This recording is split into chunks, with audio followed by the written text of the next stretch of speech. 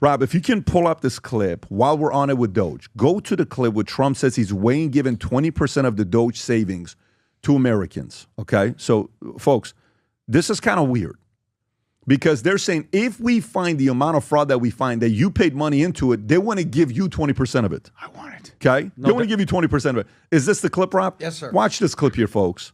Sir, Elon Musk is proposing potentially giving money to Americans based on what DOGE is finding. Do you have any thoughts on that? I love it. A 20% dividend, so to speak, for the money that we're saving by going after the waste and fraud and abuse and all of the other things that are happening. I think it's a great idea. How much money do you think? Could be a lot. I mean, if it's 20%, we'd give back a lot of money to the taxpayer. And also it would give an incentive for the taxpayer to go out and report things to us where we can save money.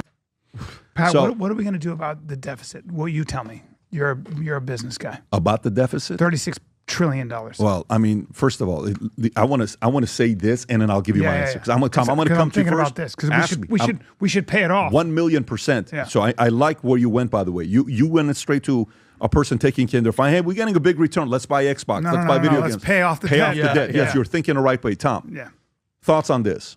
Well, I think this is a great idea. And unlike the government that was sending us relief checks during COVID, and some people were getting checks that didn't really need them or deserve them, you notice what they said here. To all tax-paying units, married filing jointly, $5,000. Individual, $5,000. And they were very specific about it in the follow-up. And I think this is a great idea because it sends a message to America. This was your money, and it's coming back to you because we found out where it went, and we're going to rebate you. It's a message to America. People say it's buying votes. No, it's not. He's in his second term.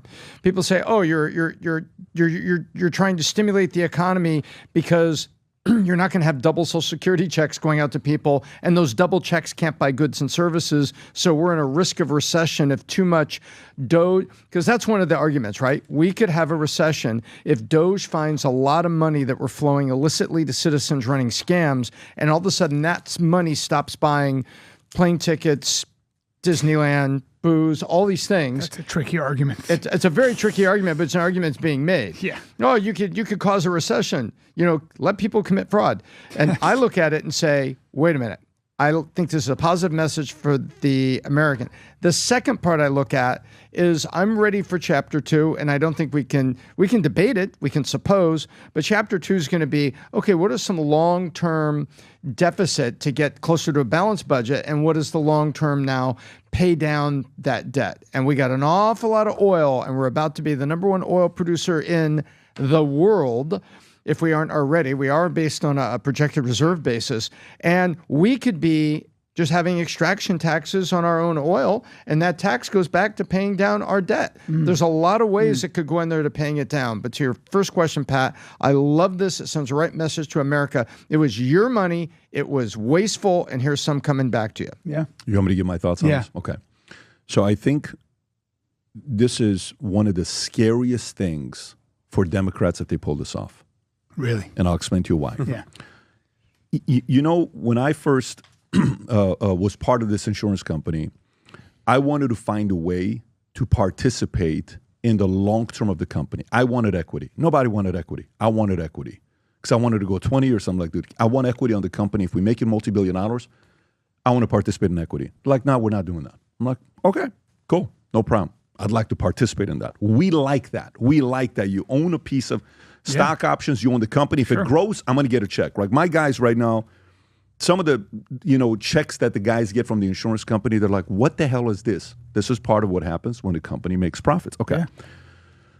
To shift the thinking of a country, if you shift the thinking and say, every time we find wasted money, we're sending you percentage, you have the entire country supporting you. Yeah, you're right. Did you understand what happened right there? So true. Because what you're now doing is you're revolutionizing the freaking game. Do you know what the opponent can do? When this may be one of the scariest. You know when he said, no taxes on tips. I hate this guy, but I'll vote for him. No taxes on tips. Yeah. But you know what this is? This is no taxes on tips, on steroids, growth hormone, TRT, add whatever the hell you want to put on top. Yeah. Every single thing on top of that, that's what this is. Right, but now let me ask you this. There seems to be a divide philosophically. One side says the only way to get rid of the deficit is to tax. But free market people say, hold on, bro, tax, give me the money so I can stimulate the economy. That's right. That's right. And then you'll be able to have a wider tax base, and then we can pay it off. Yeah, look, I don't know. Do you have friends or relatives that no matter how much money you give them, they're always going to come back for more money? Come on. It's a mindset. It's a mindset. It's a mindset. You were broke at 50 grand, you were broke at 80 grand, and now you're broke at 120 grand. It's not about how much money you make. Your mindset sucks, okay, when it comes down to money. Yes. And you don't want to admit it. So no matter what, those people, they're always going to have the financial difficulties. But if you get the country sitting there saying, hey, did you hear about what happened? What happened? What did I find? Find some more fraud. They just saved us another $3.8 trillion. They just got $600 billion. Yeah. They were getting another $3,800 check. Woo. Awesome. That's great. We're finding more fraud. Yeah. That's what's going to happen. Oh my God. Do you realize what that That's means? Exactly right, man. Yeah. My father always said the best way to lose a friend is to lend him money, which is true. Yeah, but see, doing stuff like that, that's, remember, they were hinting at a third term. That type of shit would make people go, we kind of want him to stay. Where you going? Yeah. Where you going? Yeah, wait, come back, Trump. That's when that shit changes. We start calling him daddy. Yeah. Well, I think everybody needs to understand there's one thing. America is broke. I mean, we can't be any clearer about this. We're rich and broke. There's a difference between broke and poor. Poor is you're freaking Bangladesh. Good luck out there, buddy. Good luck out there in Malaysia. Good luck out there in half these countries in the world. Listen, America is rich. What's your language? But broke. I know. Sorry, shout out to my Bryan has Malaysians an affinity with Malaysia. But don't do that again. By the way, don't say anything about Malaysia. Here's what's actually going to happen with Trump. What was Trump's highest approval rating ever? 52? If that. Okay. If that. So I've been saying for years, I would love for a president in America today, in this divided, fractured country, somehow to get to 60%. Let's just break everything into thirds. There's a third of America that's like, Trump, bro. Trump, Jesus, Dale Earnhardt, straight up. And maybe not even that order. There's a third of Americans that are like, I don't care what he does, he's the devil.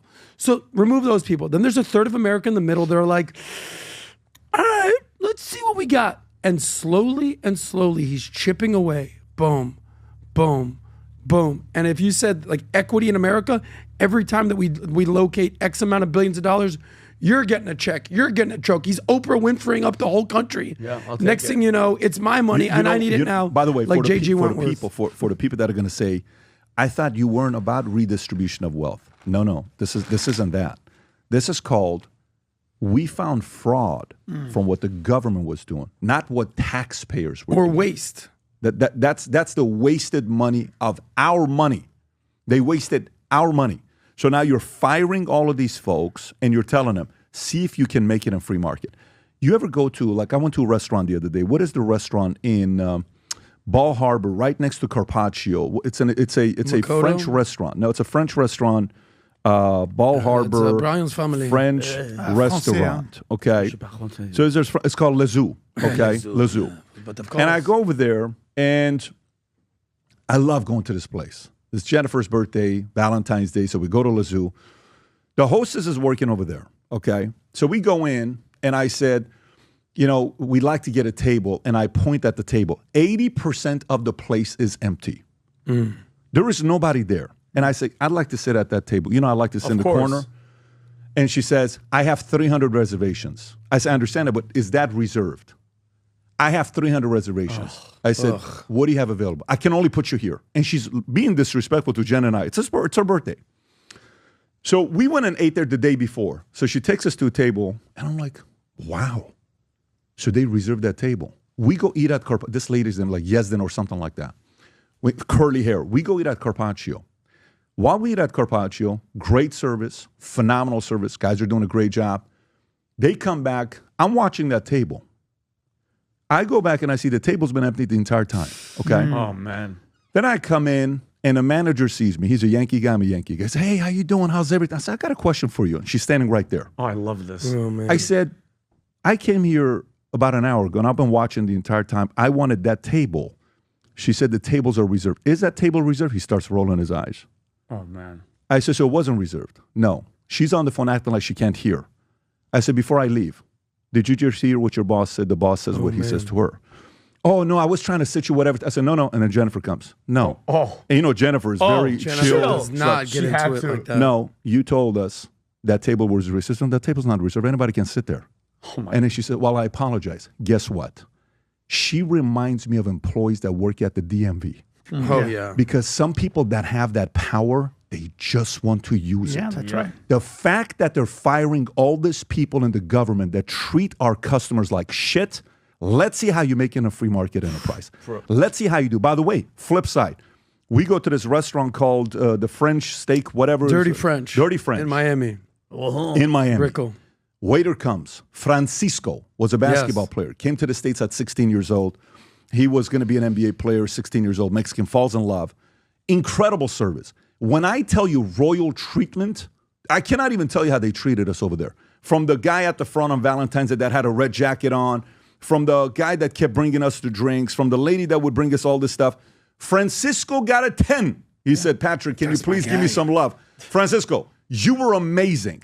I went to the bathroom. There was a whole thing that said a girl had left a message. I heart Adam. There was all this stuff in the bathroom. Really? Yeah, she was hoping that Adam would come. Oh, okay. Dirty French love. Oh, yeah. But by the way, that guy's going to make it in free market, and the other girl's going to be losing jobs left and right. That's right. So I love the efficiency with government employees. Let's see if you can make the same kind of money treating people like shit in a free market. Tom. I'll give you a period on the end of the sentence here. Over the weekend, Bloomberg measured 48% of America thinks it's going in the right direction. That is the highest percentage ever recorded in the history of Bloomberg keeping the right direction survey. Wow. So guess what? There's a lot of headlines going back and forth and a lot of things going on. But what does America think? That's what we think. That is unbelievable when you see these stories. PBD, what's the book you always talk about? The life cycles of a business, Barbarians to Bureaucrats? Yeah, Barbarians to She Bureaucrats. is just a bureaucrat just getting in your way, whereas our friend Francisco, flag carrier out there. Francisco's a stud. Francisco's a stud. Let him of a guy. complain. Let him complain. Yeah. America thinks it's happening and it's going in the right direction. By the way, what did Trump call it during election when we were there? He said this is the golden age. It's the golden age of America, and I'm Vinny. telling you right now, Remember that. we are freaking winning, and it's so. And I don't blame the left; they're not used to this. Like, just relax. I know it's weird. Just go with the flow and stop I acting like a have bunch to of give bitches. Bryan Callen a shout out then. If you ever seen the movie The Hangover, check them out right now. 1 and 2. You remember the part of the movie when they go, "We're back, we're back," like America's back, Finally, baby. finally. There it is. But- Look at but- that- Hey, look at that this young guy. kid. Look at this Look at that. ID. Brian, you've been in so many movies that the other day I'm watching one of my favorite movies of all time by Gavin O'Connor, Warrior. Oh, yeah. Gavin O'Connor, what a freaking stud That's of a my guy boy. he is. He is a him and He his wife. listens to you all the great. time. I love Gavin. Yeah. Phenomenal guy, good family. Yep. And I see you, I'm like, holy shit. And you killed it. You were so good. And I'm like, the that time. relationship with Joe Rogan obviously helped you out. I'm sure you watch a lot of So Gavin wanted Rogan. Yeah. I call Rogan and I go, hey, do you want to do this movie? He goes, honestly, bro, I'm so busy. If it's not a ton of cash, I'm not doing it. So Gavin goes, why don't you play it? And then I said to Joe, I said, you got any advice on how to play this role? He said, take yourself completely out of it. And that's all I did. The PBD podcast